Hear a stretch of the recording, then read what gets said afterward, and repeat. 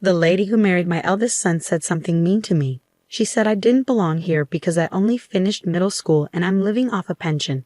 She made me really angry. But before I could respond, my second son's wife interrupted, looking worried. She said something about a story. My eldest son's wife used to make fun of me, but now she's in a tough spot herself. My name's Sally, and I'm 62 years old. I've lived a simple life since finishing middle school. I worked hard to raise my kids after my husband died 5 years ago.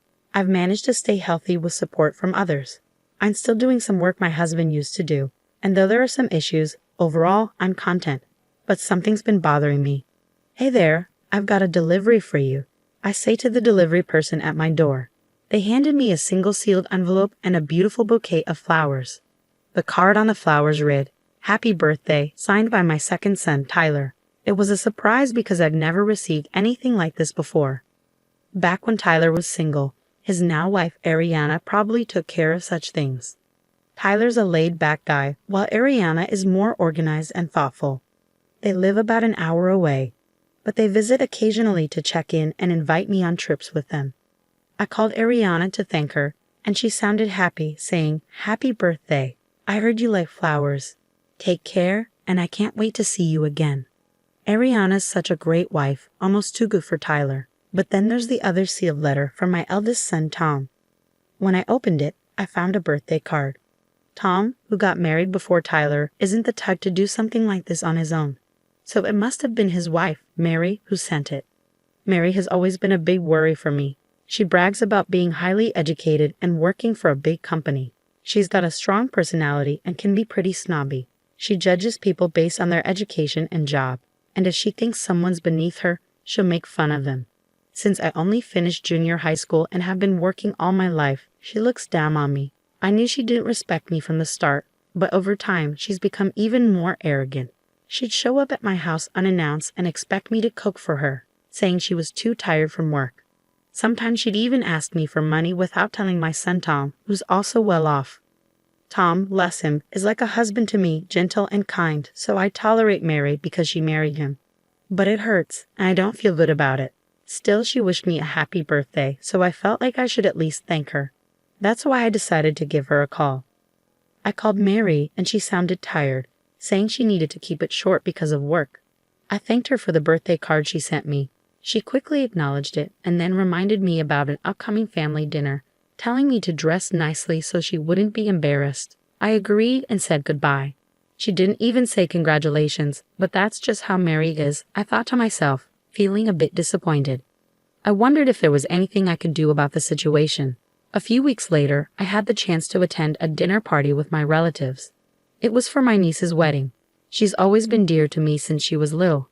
She's a cousin of my sons, Tom and Tyler. Since she wasn't having a big wedding, they decided to throw a dinner party to introduce her new husband to the family. Tom, Mary, Tyler, Ariana, and I were all invited. As we walked through the courtyard where the party was being held, I commented on the nice weather and how lovely my niece looked in her kimono. "You look great in your kimono, and it fits perfectly in this courtyard," I told her. "Well, it's a proper place today, and I haven't been here in a long time," she replied. "I wish I had worn a kimono too. This restaurant is really nice and luxurious," I remarked. "Oh, come on. I can't afford to buy you an expensive kimono for a place like this," my niece replied. "I know, I'm just saying," I said with a smile. As we chatted, my eldest son and his wife arrived late. "Hello, wow, you're dressed up nicely," I greeted them. "Hey, you don't have to say it like that," my son Tom tried to intervene, but Mary seemed annoyed. "It's almost time to go in," I said, leading everyone inside the restaurant. Around 30 relatives had gathered, and many of them came to greet me. "She's very well liked, isn't she?" someone whispered. "Is it out of pity after all?" Mary muttered, standing nearby. I ignored her and took my seat. My niece and her partner greeted everyone, and after a toast, the dinner party began.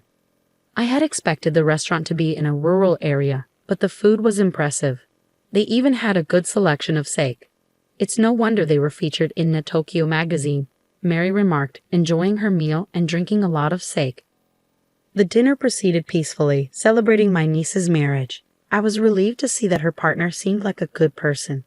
"Incidentally, I heard you graduated from the University of K and work for a famous bank," one of the relatives mentioned. Yes, that's correct. I'm grateful to my parents for supporting my education, my niece's partner replied nervously. That's good. Key University, huh? Well, I graduated from W University myself. I'm a CEO at a big company, Mary chimed in, even though nobody asked. She seemed eager to show off her education and job. Tom tried to stop her, but Mary kept going. In today's world, your education really matters, don't you think? No, I don't agree. There are plenty of respectable people regardless of their education, my niece's partner replied firmly.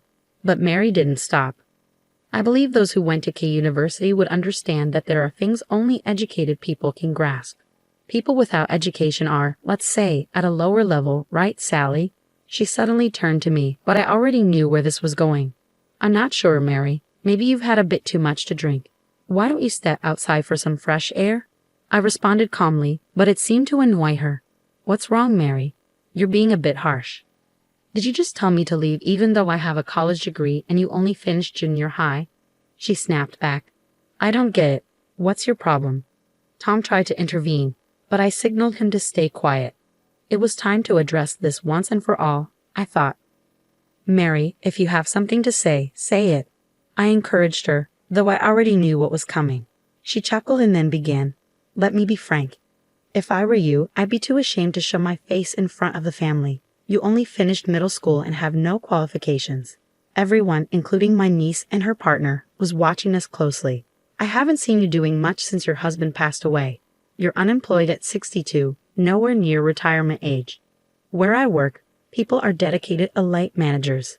I'm the main breadwinner, she continued, seeming to relish in it. You didn't even go to high school, let alone a good one. You're in this situation because you lack qualifications. Isn't that pathetic? I definitely wouldn't want to end up like you, Aunt, though I don't have to worry since I work for a big company, she added, her words causing even the waitstaff to pause and listen. Then she dropped the bombshell. Someone like you, who only finished middle school, doesn't belong here. It's embarrassing. You're just a poor person living off a pension. I don't want anything to do with you, so why don't you leave? Mary's words pushed me over the edge. I had been trying to tolerate her arrogance, but I couldn't hold back my anger anymore. My nose twitched and I fought back tears.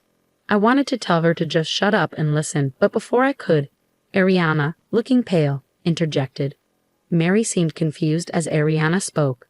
The relatives had various reactions. Some were bitter, some angry, some looked down on Mary. Tom looked downcast. What's going on? Mary demanded. Ariana, trembling, explained, Sally owns this restaurant.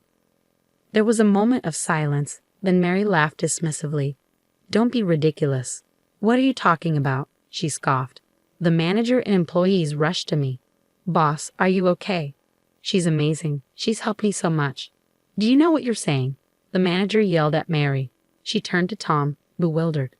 Tom, what's happening? Wait, what they're saying is true, Mary exclaimed. Yeah, they're right. Dad and Mom started this restaurant, and Mom took over after Dad passed away. But she wasn't able to manage it alone, so now she lets someone else run it under her name. She really is the owner, Tom explained. Why didn't you tell me this before? If I knew, I wouldn't have said those things about the restaurant or the property. I wanted to leave my mom alone, especially since she was depressed after Dad died. And when you found out about her education, you looked down on her and lost interest, Mary admitted. What? How could someone who only finished junior high run such a fancy restaurant? The business must be failing, and the house is old. They really are poor, Tyler chimed in, addressing Mary's ongoing complaints. Actually, he continued, Mom likes to keep things simple, and the house is full of memories of Dad. She owns a condo near the station and other properties she and Dad bought together. Honestly, I think she earns more than you do. What? This is ridiculous. You're just a middle school graduate. Stop talking, Mary retorted angrily. Suddenly, a calm voice broke through the tension. It was a man who looked around my age, dressed sharply in a suit. What's going on here? He asked calmly. Who are you to butt in? Mary snapped. Guess, he replied calmly. Mary's face turned pale. No, it can't be. I'm the executive director, he revealed. The man was my husband's cousin, holding a high position in Mary's company. I had no clue that one of Mary's relatives was causing trouble at her company. Frankly, Mary, your reputation there isn't great. I've heard you're overly critical of other employees and treat them differently based on their education levels. It's causing significant problems on projects, the executive director revealed, leaving Mary looking as if she might faint. I'll look into this case, and I'll ensure my report against you is thoroughly examined. You might face demotion or even termination, he added. Mary looked like she was about to plead for mercy, but Tom stopped her, saying, Enough, Mary. This wouldn't have happened if you'd been honest from the start. Do something about it. Mary, with a face burning red, turned on Tom. Fine, let's get a divorce then. You're always causing problems, even at such an important event, and now you're affecting work too. I can't be with you after the way you spoke to my mother, who worked so hard to raise us, Tom responded calmly. As I broke into tears, Tyler held me and Ariana comforted me. Mary, feeling distressed, insisted, I won't accept divorce or demotion. This is ridiculous. The executive director intervened quietly. You need to leave now. I agree. This is an important occasion for us, and my aunt is a significant person. We don't want it spoiled. Please just go, my niece spoke firmly, watching the scene unfold. Mary was in disbelief and left the room with the employee, stunned by the turn of events. Tom apologized to everyone for his wife's behavior, bowing deeply. My niece reassured me, expressing her love and support, while Ariana leaned in to tell me she respected me. Tom also expressed his desire to divorce Mary, saying he'd be happier without her. I was taken aback by Tom's decision to divorce because of me, and I felt guilty. But Tom reassured me, apologizing for everything and promising to be more respectful to his parents. After we all calmed down, we finished the dinner without any further issues. A few months later, Tom and Mary divorced. Mary caused a scene and tried to seek alimony in family court, but her claim was unsuccessful. An internal investigation at her company revealed her problematic behavior, and she was transferred to a smaller branch office in another prefecture, effectively being demoted. Something unexpected happened when Tom announced his decision to take over the restaurant. I had never pressured my children to take over the family business, wanting them to pursue their passions. But deep down, I felt a bit sad at the thought of letting go of the special place my husband and I had built together. Tom approached me with a serious expression, saying, Mom, that restaurant is filled with dads and your love and passion. I initially hesitated to take over because I didn't think I could handle it, so I worked for a restaurant chain instead. But seeing how much your employees love and respect you, I knew I wanted to protect the legacy you and Dad created. I thanked Tom warmly and reminded him that he had much to learn and study. I promised to guide and teach him well as he took on this new role. Tom began working with me at the restaurant, and I found myself busy once again, training him. A year later, on my 63rd birthday, as Tom and I waited outside our house, Tyler's car pulled up. Ariana stepped out, her voice full of joy as she wished me a happy birthday. Tyler gently lifted their baby from the car seat, joining in the celebration. Welcome, all three of you. Now, with the addition of the little one, our family feels complete. I greeted them warmly, finally getting to experience the joy of being a grandmother to my precious grandchildren. It's time for me to fully commit to running the restaurant, and I look forward to serving delicious food for my nephew's celebrations, Tom declared, his eyes shining with determination after his diligent training. As we celebrate today, I secretly wish for Tom to find someone special now that he's a fully fledged chef. I added, hoping for his happiness and success in both his personal and professional life.